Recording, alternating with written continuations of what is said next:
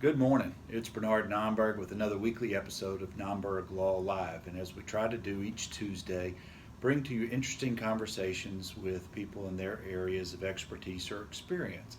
And today is certainly no different. And I'm pleased to have my friends Brittany and Mike Barratt here with me. Good morning, guys. Good morning, Bernard. It's good to see you guys, and thanks for having a few minutes today. Thank you. Mike is an attorney here in town, and that's how he and I have known each other for probably more than a decade now. Yeah. You're getting pretty old now, so I know it's at feeling least it. a decade. We're on the other side of cases, but we've been friends for quite a while. And for those of you who don't know, one of their children, Mikey, has been suffering since really all of his life from illness. And we're going to talk about Mikey's situation and their experience, and that's what's brought me to bring them on today. I think that they have persevered and just gone through a lot of things, ups and downs emotionally, and I think that it's good to hear from them today. So guys, I appreciate you wanting to come on today and sharing your story. Thank you. And really, before we get started into the story, Mike, I know we're going to hear from you some, probably hear more from you, Brittany, but Mike, why don't you tell us a little bit about your family and who you guys are in the community and stuff like that? Sure. My name is Mike Barratt. I work for the Vernus and Bowling Law Firm here in Birmingham. And me and Brittany have been married a long time, about 12 years. Good save. 12 years, and we were actually high school sweethearts. Oh, very nice. And then we separated it around college, and then we circled around back, got back together about 12 or 13 years ago. We have 4 kids. Wow, busy household. Busy household. They're 15, 13, 6, and 5. And so we have girl, boy. So Mikey was actually our last child. He was a big surprise, a good surprise, but we were not expecting it at all. So, but you know, we're kind of making our way through it and still learning as we go. But I guess we're mostly here talking about Mikey, who is doing well currently. And I guess I'll let Brittany go ahead and give a little bit of backstory about Mikey and our little surprise and also our little pride and joy. So. Well, before we talk about Mikey, I don't want to forget your older 3 children. Yeah. So what grades are they in, and what are their names? Mia is our 15-year-old, and she is in the 10th grade. Very good. And Ella is 13. She is in the 8th grade. Alyssa is 6, and she is in kindergarten. And then, of course, Mikey, who is in preschool still at 5. Okay, I know that today's mainly about Mikey's story, but we didn't want to forget the older 3 who may end up watching or listening to this. So tell us, Mikey was born in 2014, and so just take us from, let's just pick your story up there and tell us a little bit about it. Okay. So we had the 3 girls, and then we got surprised with the baby boy. And everything was as expected. It was a completely normal pregnancy. He was born just a few weeks early, but no problems, in November. And all of his blood work and everything, we did the blood works throughout the pregnancy, and all that was always Yep, no problem. everything was completely normal. When he was born, we spent 2 standard days in the hospital and then went home. And we were home for about 4 hours, and having had 3 other kids and one who had jaundice episodes after she was born, I was kind of aware that he was looking a little jaundiced, he was acting a little sleepy. So we took him to the pediatrician's office the same afternoon we came home, and they did a little blood work, found out that he was on the borderline of needing the Billy lights, so they said, we'll go ahead, put you guys back in the hospital tonight, do the Billy lights for a day or 2, then you'll be good to go home. So when you are discharged from the hospital and get readmitted, even though we had just been there 4 hours prior, they do lab work, a complete panel of lab work, and they came back and told us that his lab work was wildly abnormal. And they didn't elaborate very much at that point, because newborn lab work can sometimes look scary but not really mean very much more than a viral infection. So they said, we're going to do some further testing, and this was for about the next 7 days. We were in the NICU at Brookwood Hospital with lab work being done to test daily for maybe this virus, maybe that virus. And he had a spinal tap done to rule out meningitis. And so they really had exhausted all measures. And so they thought that there was a possibility with the way his lab work looked that it could be something cancer related. Very unlikely because it's very abnormal, but just to be certain, we were at Brookwood. They wanted to send his blood work to Children's. So let me pause you for just a second. So up to this point, all through the pregnancy, everything was great. You had no reason to believe otherwise. No. All three of your daughters were born Totally healthily healthy. and just normal. Everybody's doing great. Absolutely. And it wasn't until you went back the afternoon after he was born, that same day, when things really kind of started. Yes, absolutely.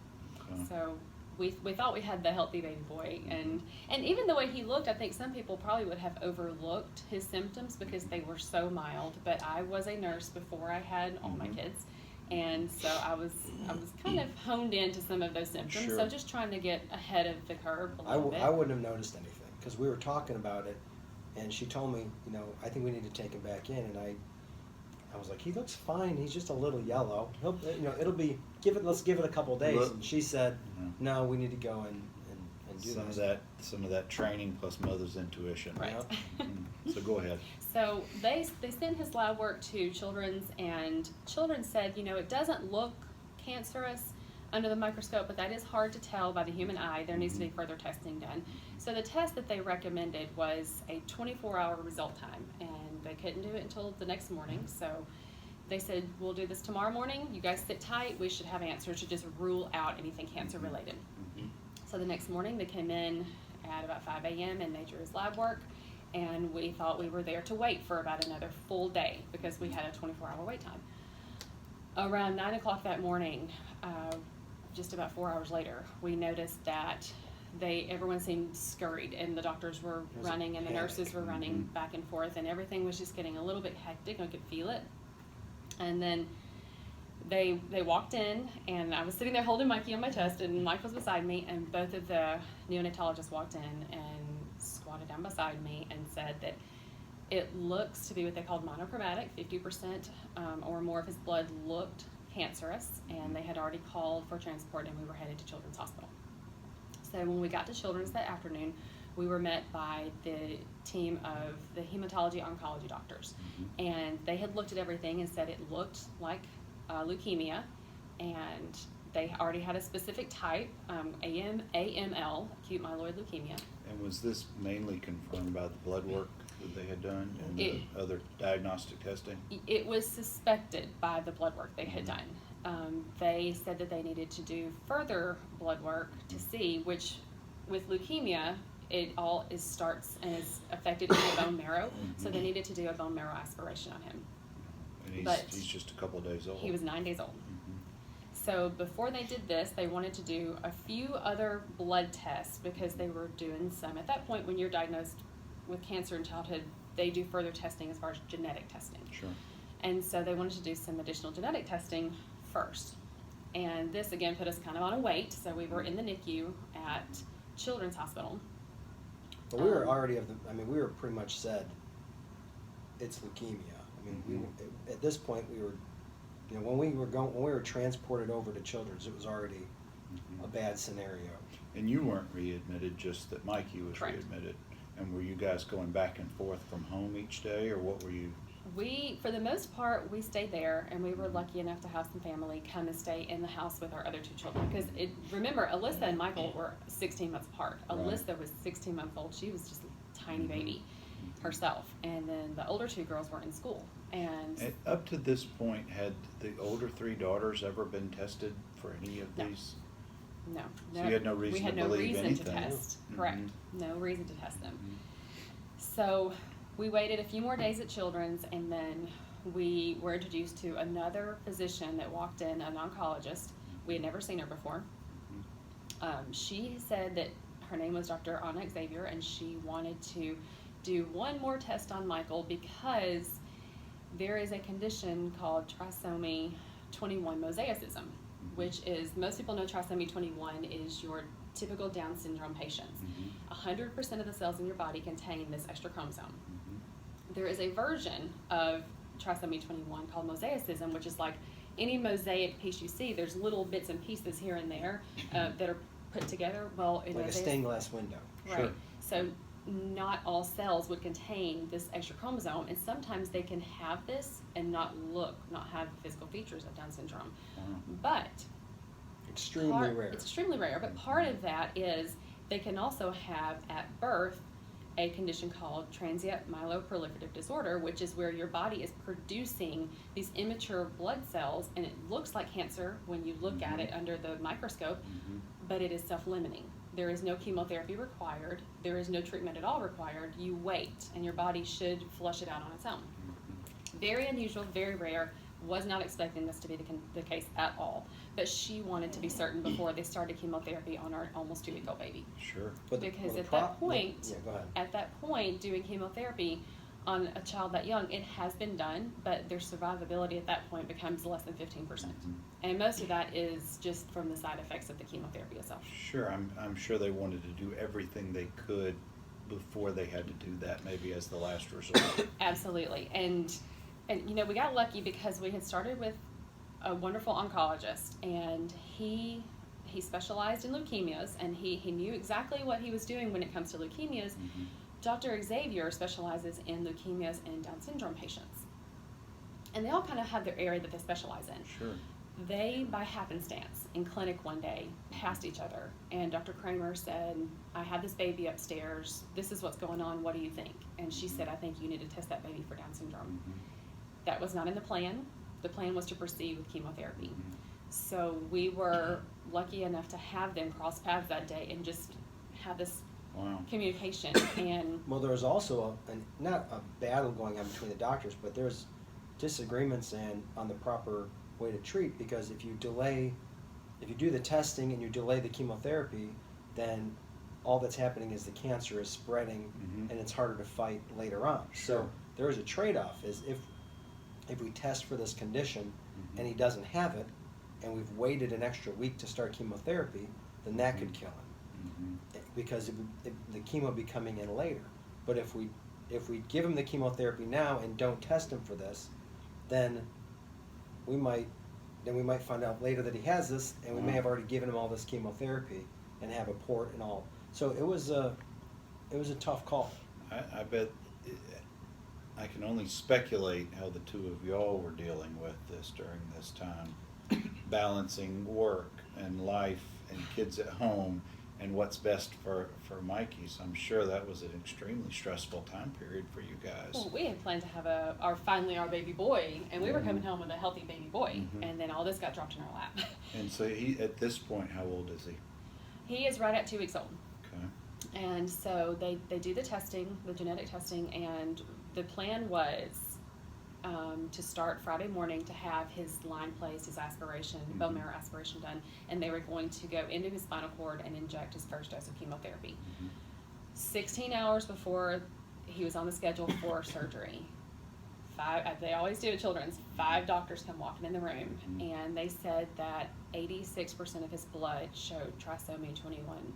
And so at this point, instead of going to surgery tomorrow to start all of this, you guys are going to be going home over the weekend, and we will see you in clinic for blood work. But because he has this Trisomy 21 mosaicism, it puts him at a higher risk factor in childhood for cancer, particularly leukemia, and particularly the type of AML that he has. Did this information give you any pause of relief at all? Oh, absolutely. Yeah. Because we went from thinking our child was at a less than 15% survival rate to... And in boys, it was less than 5%. Boys aren't as, Boys don't handle it as well as girls do. Yeah. But they are the more diagnosed. But yes, we went from that to we were home 2 days before Thanksgiving, which we didn't know we would have. Wow. And the other thing is, I mean, when you're living in the hospital, even though it's only 3 weeks, I mean, all you have to do, and you're in the NICU, which is, you don't have doors, just glass wall. Sure. I mean, you don't sleep, you're not eating, you're not doing anything except sitting there looking at and there's no beds in there. Right. You know, all there is a crib, and you're basically, we were both sleeping on a couch that was smaller than these 2 chairs together. But we also, through that, we had to go through we had to sit down with the oncologist, go through the plans of chemotherapy, We had to sign all the release forms. I mean, we already had to do all that because they were starting it the next day. They also had told us, if you want to get family pictures with Mikey in them, you need to go ahead and do it now. So, Up to this point, Brittany and Mike, had you spoken to any other parents gone through this experience? Had you been, No. Was there anybody within the hospital setting that had come and kind of talked you through some of these events or decision makings? Or were you doing this really on your own? At this point, we were doing this on our own because there were just so many questions. Where there was nothing concrete until we got the diagnosis. And then once we got the diagnosis, we really just had to wait 2 days in the hospital, only because they had drawn so much blood from him every day. He was near the point of needing a transfusion. So they were trying to see where he was going to level out on his numbers. That was our only holdup. We were ready to go home. So there was no concrete answers until, we were done and we were ready to go. Team came in and Right. gave you that information. Right. So did you go home that weekend? We did. Came back and started, and then take us through the next several months of what's transpired with him. So when we went home in November, it was right before Thanksgiving. We went back into clinic within a week and had his blood work drawn every week until that first month mark. And then his numbers were getting better, improving. So we spaced it out to every 2 weeks. And February was so 3 months after he was born, was his first lab work with what they call blast cells, leukemia cells that were noticed. So you're seeing positive Yes. response each week, kind of building on itself for the next 3 months through into the winter Yes. to February. Okay. And during all of this, we also followed up with the genetics of UAB. The geneticist came in and spoke with us, and they did a little skin plug out of his hip to test his skin for trisomy 21. His skin tested negative, which typically goes hand in hand with if you have negative skin involvement, you do not have the developmental delays that you sometimes have with the trisomy.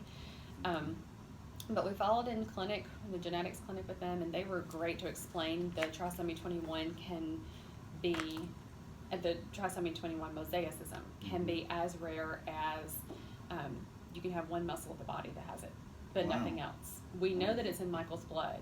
It could be in his heart, it could be in his liver, it could be nowhere else, we don't know. Now, at this point, was there a need to have the children tested or y'all tested? At this point, no, because we had already said we were not having more children. If we were to want to have more children, then they would have suggested he and I have testing done. The geneticists did speak with us about this is labeled very rare because you don't hear of many people who have this. However, most people don't have a reason to be genetically tested. Right. Do not genetically test children, so it may be very common in the population. We just don't know because you don't genetically test them. They just might not be symptomatic. Correct. And it does, in a sense, affect them. We knew Michael was at a 30% higher risk factor for leukemia in childhood. So we were in the oncology department every 3 months for the following months. February then on, 3. Yeah, Okay. every 3 months. They said if he made it to age 4 without developing leukemia, then his risk essentially was the same as every other child. He made it to 3 years and 2 months. Now, however, we had a few hiccups in there. His blood work looked a little abnormal from time to time, but it usually bounced back to normal. There was never cause for concern, really. But we were looking. There were some scary hiccups. They were, but we were looking. We go in and his blood work is off, and they say this is what we would be looking. These are the things that we were afraid to see, and they would all be there. So, but we were looking for the leukemia, and there are some children who may or may not have the mosaicism, but they are not looking for the leukemia. And we were in the hospital with some kids who were so very late diagnosis of it because the initial symptoms of leukemia can just be overlooked as a rough kid. Bruises everywhere, tired all the time. Well, let's go back to when he's about 3 to 4 to 5 months old, and up until when he was diagnosed at, you said 3 years and 2 months. How was his development? How was his childhood at that point? For those couple of years. He was really probably more advanced than our other kids have been as far as activities, which was really helpful to us because the doctors had explained to us that he has the trisomy in his blood, but we don't know what his mental if he's has, basically, is he going to act like a Down syndrome child, or a child that has Down syndrome, or is he going to act like, what is his developmental status going to be? Because they said it could easily be in his brain, it could be in his heart, because a lot of people with Down syndrome have heart problems. Right. I mean, in different organs. So there's a lot of testing going on his whole life, because we have to make sure his heart is okay. We have to make sure everything is developing. Was properly. he permitted to do normal life activities? Absolutely. And how tell me about the girls? Tell me about your older three. How did they take care of him as probably mother hens? Yes. And protected him? But at the same time, I'm sure that was a real learning for everybody in the family, and continues to be so. Right. It does. And so yes, our older girls, because we finally had the boy, and he had 4 mamas, really. There's a lot more broken things in the house, though. Sure. Him and Alyssa, though, they're, because of their age, being so close in age, they're partners in crime. And even though we had these oncology visits, and most people don't have to go through that life, in between all those visits, we lived it up. We have been in every corner of the city doing everything that they wanted to do. Awesome. You would never know. Making memories. Absolutely. Now, will Alyssa and Mikey ever be in the same grade? No, they're side by side. I mean, bet- unless she gets held back for some reason. I bet if they were maybe reversed ages, they might. You might move her. I could see that, but I understand why. Most boys don't develop as quickly as girls do at different ages. Yeah. All right, so at 3 years and 2 months, you get a diagnosis. Correct. Talk to us about what was going on at age 3 until the diagnosis. So we had an appointment to go in the second week of February. We had an appointment to go in to oncology for his regular 3-month lab work. We had just been in a few weeks prior. Everything was completely normal. His blood work was right down the middle. He looked good. He looked good. I actually remember that visit was the visit Dr. Xavier hugged him and said, "Oh, you're going to be fine." And I was looking at him about the second week of January, and every time I thought he looked a little pale, I hesitated to say anything to him because I do tend to overlook and overanalyze, and I'm the nurse, and so it makes him nervous. It would stress him out. So she's usually right. So when she says he looks pale, then there's usually something wrong. Again, that mother's intuition and your nursing background were coming into to play. And I want it to be, no, he's fine. No, he's fine. But this was this time was different. Yeah. So I was looking at him one day. We were out, and he just turned around, and I just said, "Buddy, you look pale." His lips were pale. His cheeks were pale. His activity was fine. He was jumping all over the place. He was acting fine, eating fine. And what did that to you signify, or that you think? I thought that his red blood cells, which typically you'll see a dip in when you have leukemia in the bone marrow, that his red blood cells were too low. And I knew he was a heavy meat eater, so I knew it wasn't really going to be an iron thing.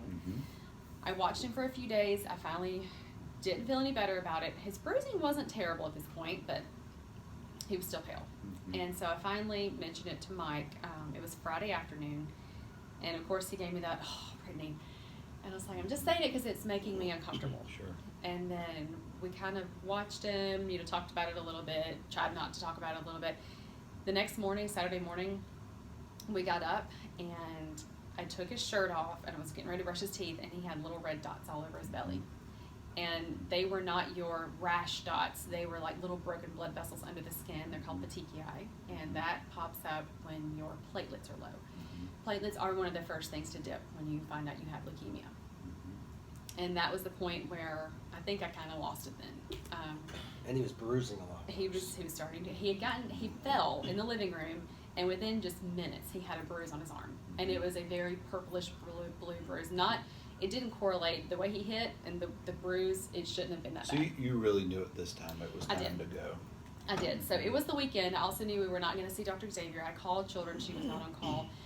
I spoke with the on-call fellow, and he just agreed that we wait till Monday and we come in. They call it MPO, nothing on his stomach. We knew they would want to do a bone marrow aspiration, and they have to do those under a little bit of anesthesia. And so... How long did it take to confirm?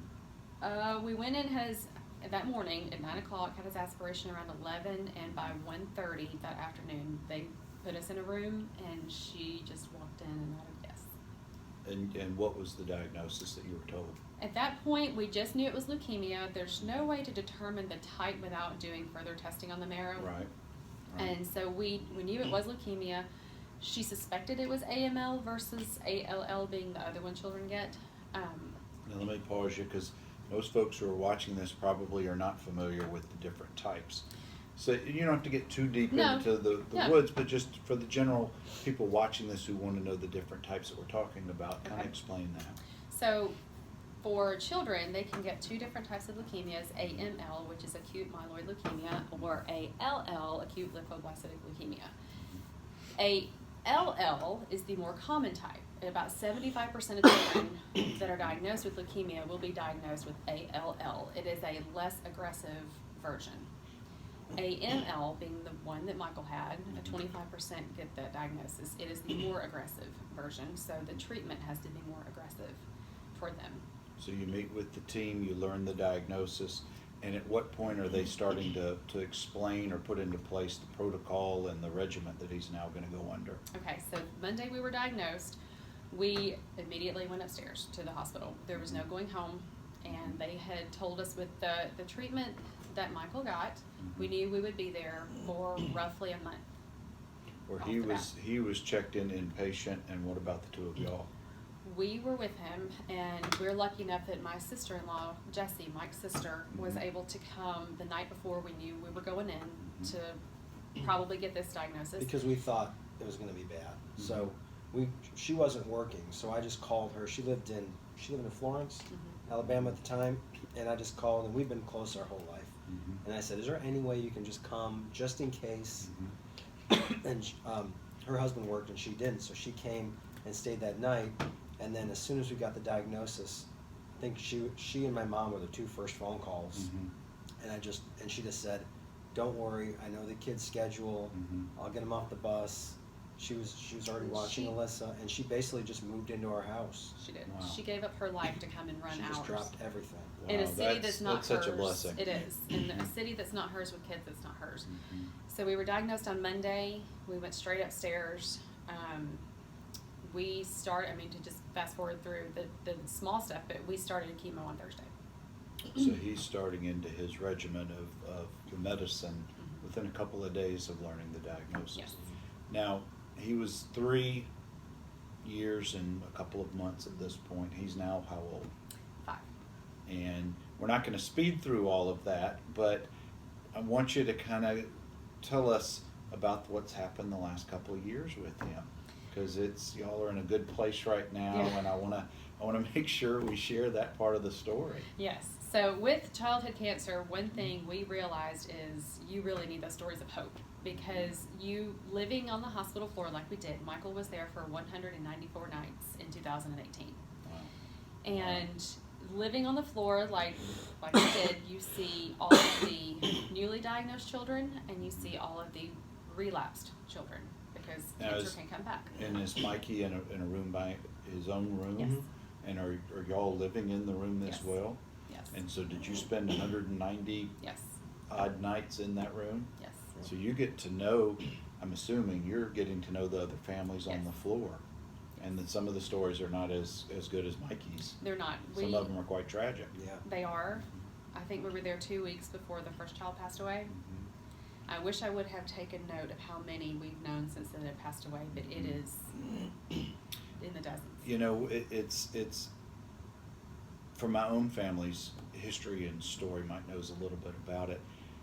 What it is it's forcing your children to experience life experiences a lot sooner than we as parents would ever want them to. Yeah. Absolutely. It makes them stronger. It can really affect them in one way or the other. I've seen so many great photos and comments on the two of y'all on social media the last year or so. Not knowing you nearly as well as I know Mike, I know you guys have instilled with Mikey and the girls what these experiences mean and how to deal with them, because everybody deals with it differently. Yeah. It's tough to be able to tell a child or even a grown child or a young adult how you're supposed to feel when a loved one is going through stuff like this. So I know that it's made you guys probably a lot closer as a family. A lot more open. And that was the other thing I was going to say. It really changes a lot of perspective on things too. Oh, yeah. But I don't mean to interrupt your story, but he's in 2018, he's in the hospital almost 200 days. Right. And he goes through the whole gamut of all the treatments. Talk to us a little bit about, if you want to, if you will, a little bit about what you're seeing, what's coming from him emotionally, what he's talking about, and how he processes. Well, when we were on the floor, I don't think he really, at the time, between his age and kind of the confusion of where are we, why are we here, kids are awesome in the fact that they live in the moment. Mm-hmm. They don't look forward to a month from now or 2 months from now. They just live in the here and now, and I think that helped him. He knew that I was there and or Dad were there. Sister was there. Older sisters would come visit. So as long as he had the familiar faces, and listen, we played. I mean, it was hard up there. Treatments were hard, but we played so much, and We found every nook and cranny in that hospital. and I'm sure. we left our mark. I mean, he had a Child Life Services is an amazing service on 8 quarterback there at Children's Hospital. On the cancer floor. Yeah. And they provide toys and books and stuff to help entertain the kids and to work through some stuff. About 2-3 weeks in, they gave Michael a tricycle, and that tricycle logged some serious miles in that hospital. The funny story about that is, a lot of the time, I think everybody thinks about the hospital, especially the cancer floor, as it is all the sickest kids. Sure. But Sure. I think a lot of people forget that those are still kids that want to play, and they still want to be kids, because you just see, when you see pictures on Facebook, it's usually a kid laying in the bed towards the end of the battle that's not doing well. Right. But Right. like when Mikey went in, Mikey's treatment was with AML. The treatment has to be very aggressive. Mm-hmm. So he would get 7 days straight of chemotherapy. So he would get 168 hours of where he's got an IV and where he's got his chest is accessed, and you can't get more than 2 feet away from your IV pole for 7 days. And when you have a 3-year-old that's feeling okay And wants to be a 3-year-old. It's really hard to do. But what I was saying is, you meet a lot of parents and you see kids walk in the halls, and after a while, there was about 3 families that were there with us there's 2 particularly that their children got diagnosed with AML leukemia within 1 day of us. One child got diagnosed the day before, and one got diagnosed the day after. Boy, how rare is that? It is It's very. extremely And rare. what are the ages of those children? Trent was I think he was 13 at the time. So he was 12 or old. He was a 12 good or bit older. 13. Yeah, and Springer was And- 8. Springer was 8, and then there's another little girl Oh, that and was, McKinley, she was 2. yeah. Wow. McKinley was a little bit younger than Mikey. Now, was Mikey ever there on the occasions when the superheroes would clean the windows? No. Did he get to see We were those? out that very short amount of time. Oh, no. We were out of the hospital. No. But superheroes would come. The Birmingham Barons were. The Birmingham Barons Amazing. were the most amazing group. I was going to ask you, did he guys. ever participate in the wave into the stadium? We were there. Actually, we were filmed by the Barons. Yeah. He was in they did not wave, but they did I think they started the firework wave shows, I think. The They year started after, the wave maybe like last year. in 2019, Yeah. I think. We were Yeah. on the other side. We Oh. were in the stadium of the Barons waving back Oh, to you the waved children. back to the Yes. hospital. We Yes. we actually went to a game and were able to do it when they were doing the wave, and because we love the Barons. Okay, so the Barons would there's a lot of different people that might come and visit at the hospital, and it's very obvious whether or not the people are coming for a PR Sure. event, Photo or video for a op photo op, versus. or if they sincerely are coming to try to help. And I'd say the vast majority are sincerely trying to help. Sure. I think the Barons were like, Top notch. they were like a bunch of little kids playing with a bunch of little Well, kids. It they're was not so- much older than the patients themselves. And They- Jonathan Nelson, the GM, and that staff over there, they're so proactive in the community. But you're not the first person to make that They observation. were wonderful. They were. Because there might be 18 or 19-year-olds on the Barons team. Yeah. And the kids are not that much Right. much younger. Right. So I want you to take us to the day Mikey gets discharged. That's got to be a monumental day for everybody. Absolutely. Did you We- know the day he got discharged? Did you know the day before, or did they just come in and say, "Tell us"? So the process for getting discharged after treatment, it just like the whole cycle of all of his treatments where we would start out with his essentially his immunity number had to be above 100. So you get treatment, that number goes to 0. No immunity, you wait. That number climbs. You wait for that number to climb back to 100. Then you're able to be discharged. But that number can go from 0 for days to 10 to 20 to 60 to 0 again. Oh, Yeah. wow. So So you it- never know. Mhm. You never know. Mhm. But I do remember that when we got discharged the first time, we had 2 separate times we actually had to go in for this. But the first time, Alyssa was staying there with us because she stayed most of the months with us. We were all 4 in the room. She was she was 4 when Mikey got diagnosed. She may have just turned 5. Mhm. And one of the things that we understand about the hospital is during flu season, kids under 12 can't go up to the cancer floor or visit any floors of the hospital. Mhm. So a lot of the time Mikey was stuck in his room or not feeling good and stuck in bed, and him and his sister, who are as close as brother and sister can be, Mhm. they didn't get to see each other for sometimes weeks at a time. Wow. So that's something that I think people forget about, is that the little kids, like Alyssa, was heartbroken because we had to stay there with Mikey. So she kind of lost her little brother, her best friend, Mhm. and her parents. Yeah. And she didn't really understand why, Mhm. because to her it's not fair. Mhm. And she was amazing through the whole thing. But as soon, I think it's April 1st is the end of flu season. Mhm. And from April 1st, she came up and never left again.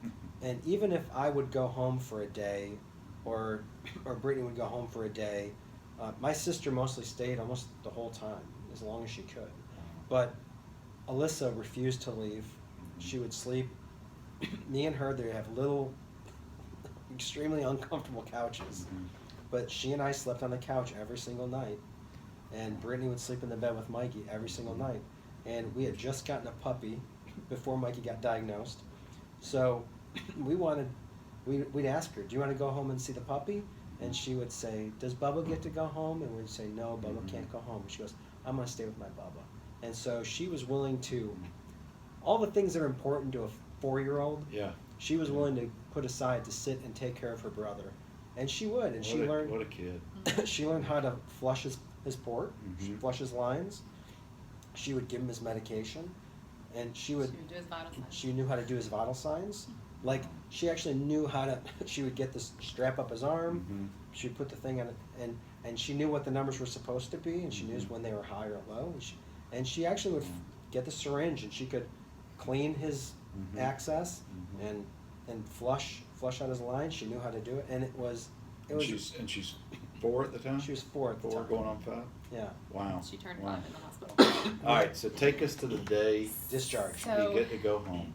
When we knew we were getting close, you can always tell their numbers are going up by how they act. Like more energy means better numbers. Yeah. And so we were getting close, and we had gone to sleep that night, and his numbers, immunity is ANC, they call it, was 80. So we were close to that. I woke up that morning, and the nurse had come in and written on the whiteboard 150, and drew like all these lines around it and stars and hearts, and we knew we were going home. And And he knew it was He knew we were going home. So we had a whole room to pack up, and you might be amazed at how much you can accumulate in 4 to 6 weeks at one time in the hospital. Sure. When you're there for a month, you have to turn it into home. Yeah. It's I mean, everything. Brittany would do pictures on, like, Mhm. we'd have pictures stuck everywhere, and I mean, more toys than most toy stores, and you have to have all your food, Mhm. because the hospital, they provide you food, Mhm. but it's not much, and it's not always great. I've never heard a doctor recommend hospital food for a Yes, guy. yes. So we loaded up. It took us a couple of hours to load up, get all of our discharge paperwork and stuff. And Children's Hospital on the cancer floor is amazing. When a child finishes chemo, they have everybody that's on the floor will line the hallways and they sing as you leave. They sing their Happy No More Chemo song. Oh, wow. And Mikey, in typical Mikey fashion, had his tricycle that he rode out of that hallway. And his sister was on her. And we had 2 tricycles. We had to get Mikey's her one. tricycle and Alyssa's tricycle. Right. And she was right behind them as they were riding out. And they just left us. They just Yeah, of course. They were ready to go. they were ready to go. 2 of y'all are bawling, or your emotions everywhere. We were there. a mess because we were so happy, but there's survivor's guilt because we were leaving what had become our new family. Yeah, sure. We knew we were closer to the people on that floor than we were our own friends that we had had before, most of them. Because, life kept going, but we were kind of at a standstill. And so we knew, there were kids there that were listening and cheering for us, and they wanted it to be them so badly, and the parents wanted it probably even more. But we had watched so many kids that we were friends with do the same exit, and it's like bittersweet. Oh, because first off, the parents, we all become family. Some of our best friends are cancer parents, and because no one else can really understand or relate, it's hard to talk to somebody that doesn't that luckily has healthy kids. It's hard for them to kind of put yourself in those shoes. You could think about it, about how it would feel like right now, but when you look at what would that whole year be like, it's and I don't blame people for not understanding, but it's a tough. And guys, that's why we're having this conversation today, because there's not that many people who share their story.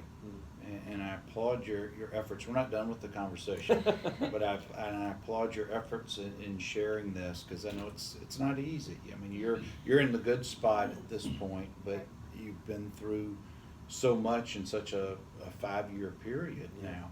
I meant to ask you, what was the date he got discharged?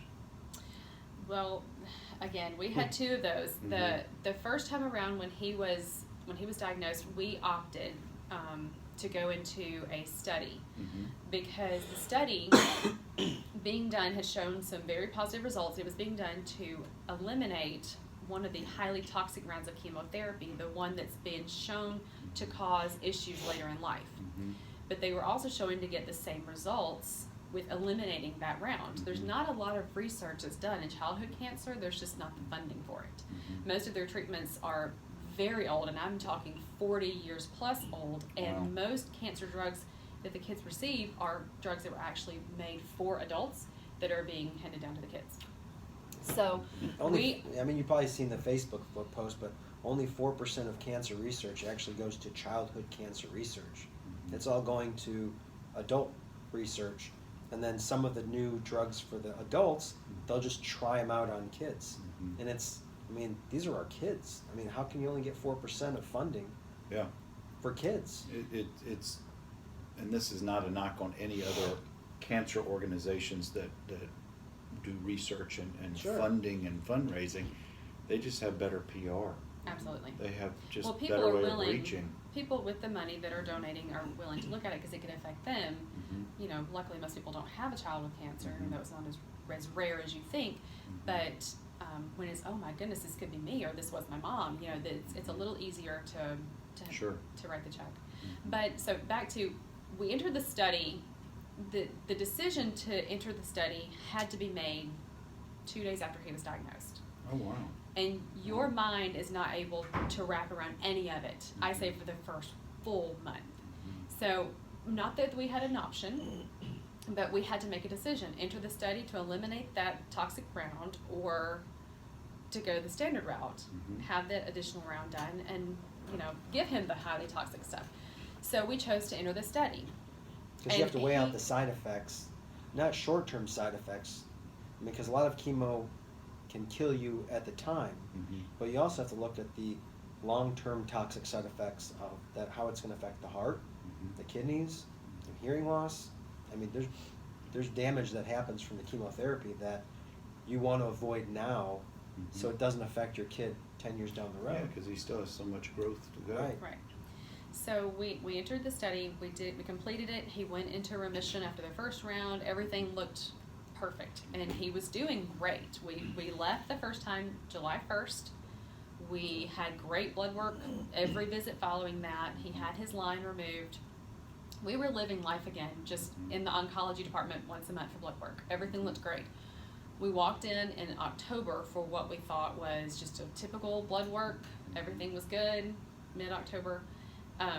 She walked in, our oncologist walked in and told us the 6-month report of the study came out, and there had been a double in relapse rates. And what they were recommending, all these relapses were happening within the first 6 months. And so they recommended that we go back in to give him that eliminated round of chemo, the bad round, they called it. And so it was our option, it was optional. But what do you do? I mean, you don't give your child the chemotherapy, right. and they relapse, and when you relapse, the numbers really do flip on you. So we opted to go back in and do it, and it was a very bitter, very grudging round. It was bad. It was the worst. It was rough on him. It was rough on him. It was rough on him, and it was the flu season time. So Alyssa was not allowed to be up, and our older girls were in school, and it was just a very bitter, bad round. Well, but also from a mental standpoint on y'all as well as him, yes, having to go back. And we were totally blindsided. We thought we were done with that part of our life, and we were looking forward. He was growing hair again, and you're going to go back in and lose it again. And so when we were home, it was almost every day he was asking us, am I going to have to go back to the hospital? And we kept telling him no. And then he kept saying, do I have to, because he was used to going home for a few days, and then he was back in the hospital for a month. Right. And so those days he kept saying, am I going to go? And you kept telling him no, and then you're like, you're not going back, you're done. And then all of a sudden you're like, hey, we have to go back. So it's hard to tell him that and see that heartbreak on it his takes face. away, I would think it would take away that emotional range that most kids have. It's more putting them on don't let your highs be too high or your lows be too low. You just kind of even keel to deal with it. Well, also, we knew that going back in this optional round, he was missing Halloween and his birthday. We're going to be spending in the hospital. Yeah, November. So we did. We went back in.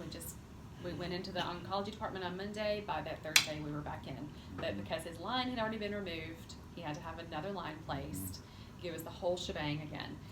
So we did it, but that time he came home November 22nd.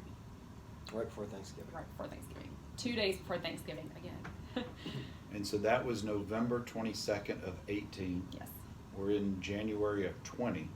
So how did 2019 treat him? He was out of the hospital from November 22nd to March 1st. He broke his arm because we were at a trampoline park, and he is all boy, and he did it right. He did the humerus in 2 pieces.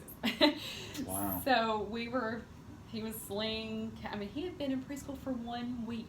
1 week. The first time he had ever gone to preschool. He'd been in But for you know 1 what week. that is? That's a sense of normalcy. That's right It there. is. And the funny thing, and I have to say this, I was at the trampoline park alone with Michael and Alyssa when it happened. I scooped him up again as a nurse. I touched it and it was broken. Scooped him up, got in the car, called Mike, who was stuck in 280 traffic on a Friday afternoon. I was coming back from Montgomery. I had a hearing in Montgomery. And I said, Mike, I'm headed to the ER with Mikey. I'm pretty sure he broke his arm. There was no sense of urgency. It was, all right. Once you've been on the cancer life, It wasn't broken that big. bones are broken bones. But you know It hurts, but it's not a big deal. that might have confirmed to you guys a little bit about that. Now he may be in a sense of normalcy. Yeah. Now he's just a good old 4-year-old. Yeah. Listen, that boy could not take a normal bath or a shower for 7 months of 2018 because with the line he had, it was external. So we spent the summer swimming. He was in that pool. And the dog too? We spent more time swimming this summer and just being outside because he could not be outside when he was going through treatment. And he didn't want to wear the life jacket, so he decided he was going to learn how to swim. And so by the end within a week in the summer, he was doing backflips off the diving board with no. You know, this life experience and who he's now developing into is has been shaped by what he's gone through. Absolutely. And it will probably set the tone for who he's to become. Guys, I could continue talking about this for as long as the tape will keep rolling, but I know we've got to draw it to a close. And I do thank you for sharing your story and about Mikey, and I'm so glad to hear how well he's doing, arm and all. But before we conclude, I want to talk about some resources for parents who are just getting into this. They're not at your stage of the process, right, but they just got a diagnosis, or they want to learn because they're about to have kids or have young kids. What are some resources? Where can people go to read on their own or contact people? So the first and closest one, because every child diagnosed with cancer in the state of Alabama will be treated at Children's of Alabama, and they will be admitted to the 8th floor of Children's Hospital. Child Life Services is probably the first that you will meet, and they are amazing in working with the kids and giving them toys and books and things that will help to occupy their mind. And that is important because otherwise it can feel like a hospital to them. And I think that's what you don't want for your kid. You want to maintain normalcy even though they're not at home in their bed. So that is one resource that you will initially meet. Also, there are a couple of organizations around town that we've gotten close to. One is A-Team Ministries with Jan and Andy Thrower. How do you spell that? The A-team. Like Mr. Okay. T, Like, A-Team. Gotcha. A-Team. Yeah, Okay. A-Team Ministries. With Andy and Jan Thrower. Their son, They're great. they're great. Their son had leukemia at a very young age, and he's 10 now, doing wonderful. Also, another is Hope for Autumn. Okay.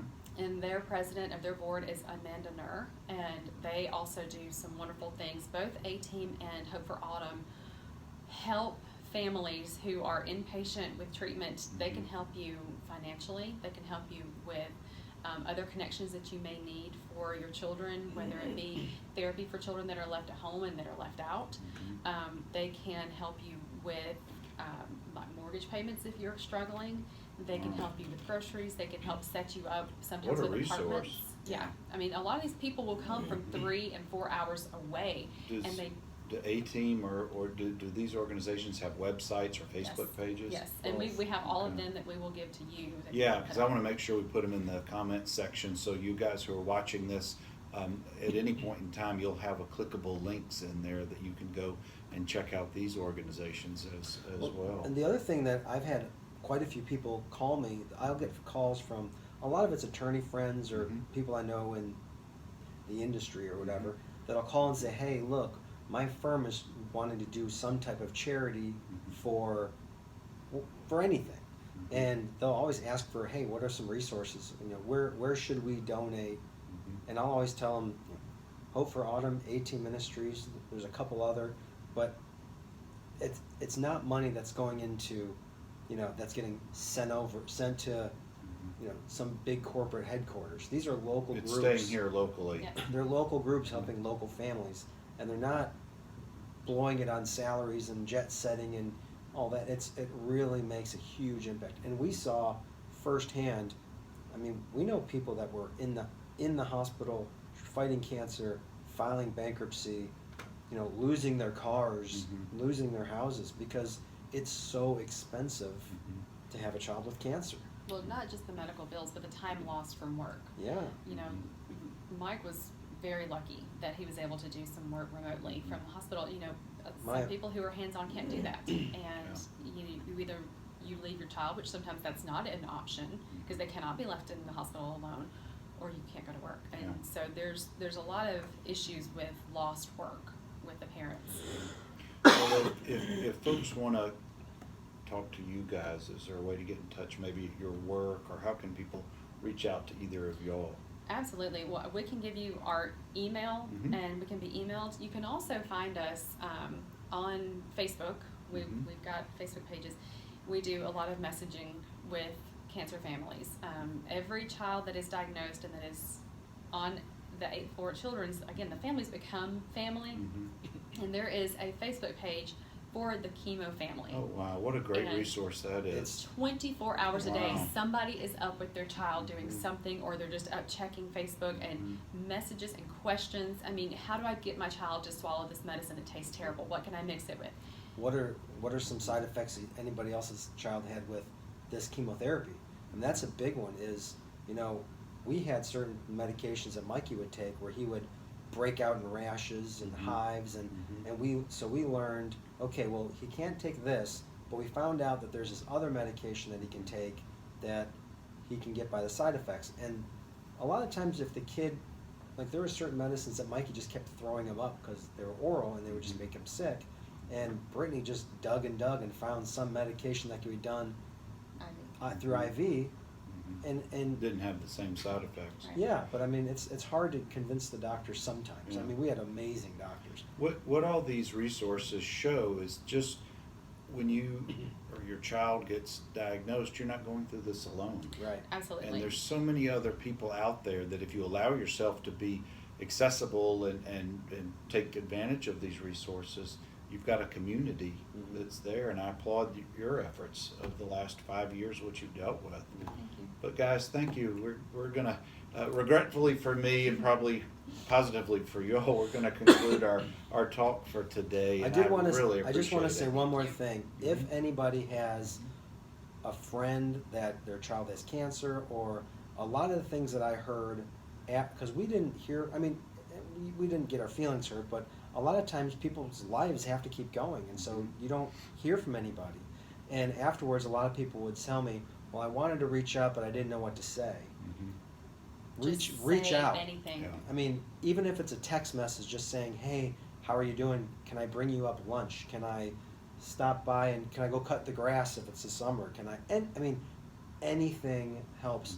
I mean, because when you're just sitting in the room for 200 nights, and it gets really lonely. There's a lot of downtime, and the kids are sick and sleeping a lot. It gets really lonely as a parent. Yeah. Especially when you're by yourself, part of the time. So if you have that, know someone who's going through it, just reach out. It doesn't matter what you say. You might look back on it and say, "Oh, I shouldn't have said that." You That's get okay. really thick skin, but reach out. Just contact them, text message. Don't Facebook message them, anything. But reach out. It makes a huge difference. Guys, thank you again. Thank I you. really appreciate it. Thank you. As we try to every Tuesday at 10 o'clock Central, 8 a.m. Pacific, with NOMBERG Law Live, we try to bring you interesting conversations with people in their areas of expertise or experience. And guys, you couldn't have heard it any better from right here, and I really appreciate them being on with us today. We'll catch you again next week. Take care.